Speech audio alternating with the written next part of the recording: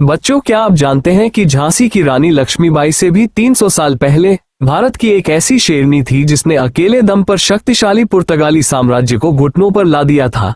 एक ऐसी योद्धा जिसे पुर्तगाली अभय रानी यानी डर से मुक्त रानी कहते थे। आज हम जानेंगे उल्लाल की रानी अब्बक्का चौटा की वो अनकही वीरगाथा जिसे इतिहास के पन्नों में वो जगह नहीं मिली जिसकी वो हकदार थी। 16वीं शताब्दी की एक वीर रानी थी जिन्होंने पुर्तगालियों के खिलाफ बहादुरी से लड़ाई लड़ी। उन्हें भारत की पहली महिला स्वतंत्रता सेनानी माना जाता है। विजयनगर साम्राज्य के सामंत चौथा राजा तिरुमला राय तृतीय की राजधानी थी। चौथा वंश मातृसत्तात्मक था और राजा की उत्तराधिकारी उनकी युवा भतीजी अब्बक्का थी। उन्हें बहुत कम उम्र से ही तलवारबाजी, तीरंदाजी, घुड़सवार सेना, सैन्य रणनीति, कूटनीति और राज्य प्रशासन के सभी विषयों का प्रशिक्षण दिया गया था। अब्बक्का का विवाह मंगलौर के शासक लक्ष्मप्पा बंगराजा से हुआ था। उल्लाल की शासक होने के नाते रानी अब्बक्का अपने घर में ही रहती थी और उनके 3 बच्चे भी उनके साथ ही रहते थे। रानी एक कुशल शासक थी।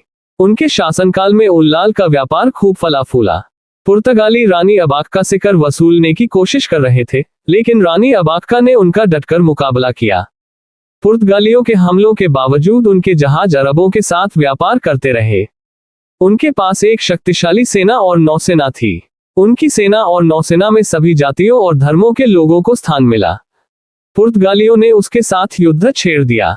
पहला युद्ध 1556 में हुआ, जिसमें पुर्तगाली बेड़े की कमान admiral Don Alvaro de Silveira के हाथ में थी।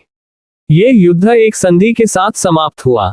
2 साल बाद पुर्तगालियों ने एक बड़ी सेना के साथ हमला किया। रानी अब्बक्का की युद्ध रणनीति और कूटनीति ने उन्हें पीछे धकेलने में कामयाबी हासिल की। उन्होंने इस कार्य में सहायता के लिए अरब मूरों और कोझिकोड के जमोरिन के साथ सहयोग किया। तीसरे युद्ध के दौरान जनरल जोआओ पेक्सुटो के नेतृत्व में पुर्तगाली सेना ने उल्लाल पर हमला किया और शाही महल पर कब्जा कर लिया। रानी अब्बक्का पकड़े जाने से पहले ही भाग निकली। उन्होंने अपने 200 वफादार सैनिकों के साथ आधी रात को महल पर कब्जा किए हुए पुर्तगालियों पर धावा बोल दिया। उन्होंने पुर्तगाली जनरल और 70 सैनिकों को मार गिराया। इस हमले से भयभीत होकर शेष पुर्तगाली सैनिक अपने जहाजों की ओर भाग गए।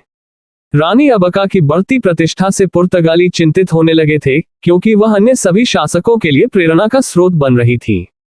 रानी के साथ किसी भी प्रकार का गठबंधन अवैध घोषित करने के लिए कई फरमान जारी किए गए। पुर्तगालियों ने उल्लाल पर आक्रमण करने के लिए एंथनी डी नोरेन्हा गोवा के पुर्तगाली वायसराय को भेजा। 1581 में युद्धपोतों के एक बड़े बेड़े के समर्थन से 3000 पुर्तगाली सैनिकों ने तड़के उल्लाल पर अचानक हमला कर दिया। रानी अब्बक्का अपने परिवार से मिलने के बाद लौट रही थी। उन पर अचानक हमला हुआ। फिर भी उन्होंने जवाबी हमला करने में कामयाबी हासिल की। उन्होंने और उनके सैनिकों ने नौसेना पर ज्वाला में तीर चलाए।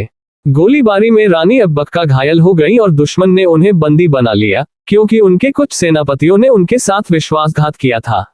उन्होंने कैद में ही अंतिम सांस ली। 2003 में भारतीय डाक ने रानी अब्बक्का को समर्पित एक विशेष डाक टिकट जारी किया।